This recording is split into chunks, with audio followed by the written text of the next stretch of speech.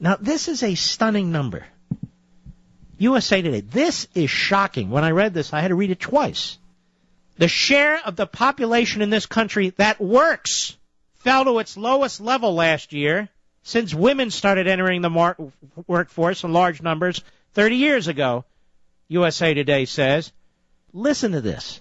Only 45.4% of Americans had jobs last year, the lowest rate since 1983. That was in the gut of the recession that Reagan inherited from Carter. 45.4%. So less than half of the people in this country were working last year. Now let me put that in perspective. Less than half of the people were working last year, and only about half of Americans pay taxes, federal income taxes. And of that smaller shrinking number, the top 2% pay about 45% of all the federal income taxes.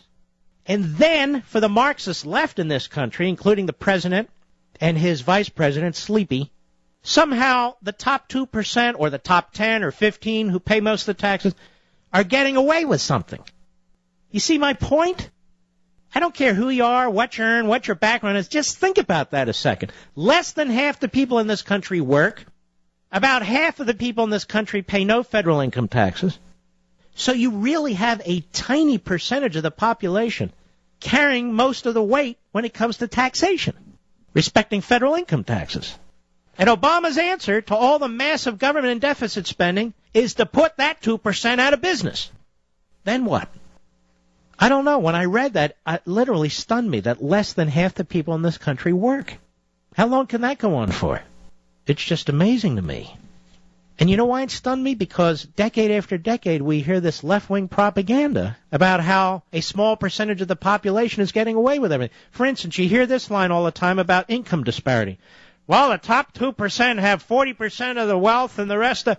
Well, apparently, because first of all, only 45% are working.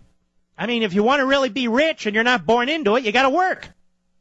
I tried the hardest we could. We got that $352 billion, and the best we could do.